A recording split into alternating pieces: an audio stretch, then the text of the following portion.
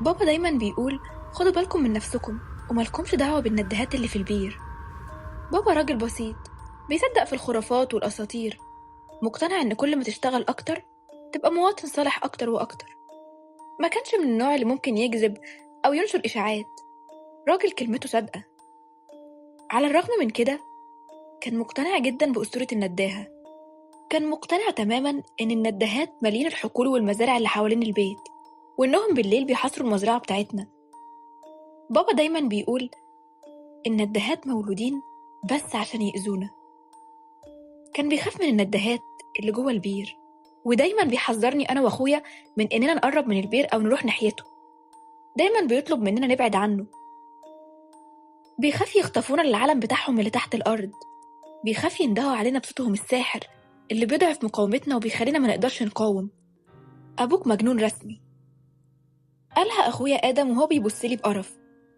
كمل كلامه وهو بيقول مايكل بيقول إن والده وكل رجالة القرية بيقولوا إن أبونا مجنون رسمي. قلت له أنت بتقول إيه؟ بابا مش مجنون. فعلا؟ عرفت منين بقى؟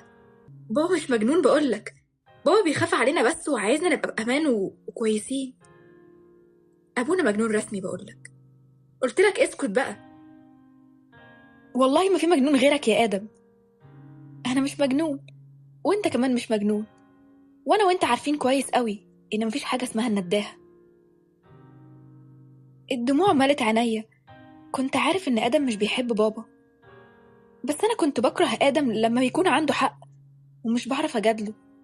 بقالنا سنين بنلف الحقول والمزارع بندور على النداهة بدون ما نشوف واحدة. فجأة آدم قال بحماس تعال نبص في البير. قلت له بخوف بابا بيقول البير خطر قوي. قال لي تعالى بس، تعالى وحسبت لك إن أبوك مجنون رسمي. خرجنا من البيت ليلتها بعد ما اطمنا إن بابا خلاص نام. القمر كان بدر منور السما. مشينا بخوف ناحية البير القديم، بصينا تحت بس البير كان ضلمة جدا. آدم همس بصوت بيرتعش هاي، في أي حد هنا؟ في نداهة هنا؟ لكن مفيش رد. ضحك وهو بيقول شفت؟ شدته من هدومه بخوف وأنا بقوله ماشي انت صح، يلا بقى نرجع. وقف مكانه وهو بيمسك طوبة من على الأرض ورماها بعدم اهتمام جوه البير. خبطت في جوانب البير شوية قبل ما تقع في المية. وطى على البير وهو بيسأل تاني حد تحت؟ شايفاك يا صغنن.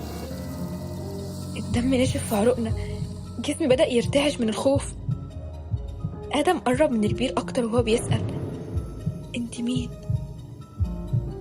شايفاك يا صغنن، من فضلك حاول طلعني عشان تشوفني انت كمان.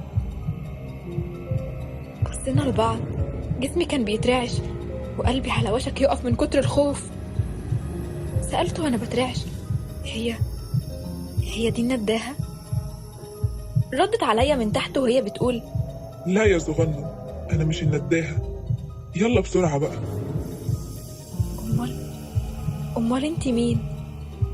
مفيش وقت، خرجني وهفهمك. آدم خرج حاجة من هدومه، عينيا وسعت من الخوف. الكشاف القديم بتاع بابا. سألته آدم انت هتعمل ايه؟ قبل ما اخلص سؤالي كان فتح الكشاف ورماه في البير، وعلى نور الكشاف شفناهم 10 ستات مربوطين بسلاسل مصدية، باين عليهم الضعف وسوء التغذية. الطين مالي جسمهم، الخوف مالي عيونهم، شعرهم منكوش وكلهم خايفين. الوحيدة اللي قادرة تتكلم فيهم قالت بخوف يلا بسرعة بسرعة قبل ما يجي. بس للأسف كان فات الأوان، لأني كنت سامع صوت خطوات أقدام من ورايا. الأب قرر يستغل أسطورة النداهة عشان يخوف ولاده ويبعدهم عن البير اللي النداهات ساكنين وهيخطفوهم وياخدوهم لعوالمهم السفلية. لكن في الحقيقة البير ده جواه ضحاياه، الستات المساكين اللي بيخطفهم ويربطهم بسلاسل في قاع البير. ما كانش عايز حد يروح هناك عشان محدش يكتشف سره اللي أولاده اكتشفوه بالصدفة لما قدم فضوله ساقه لحد ما كسر أوامر أبوه. الولاد لما سمعوا صوت خطوات أقدام أبوهم هربوا وبلغوا الشرطة، اللي لما راحوا لقوا كل حاجة الأولاد قالوها صح، بس ما لقوش الأب ولا الستات. الأب خدهم وهرب قبل ما سره يتكشف. الطب الشرعي أثبت إن كان في ناس مربوطين في البير فعلا، لكن الأب وضحاياه لسه مختفيين بدون أي أثر.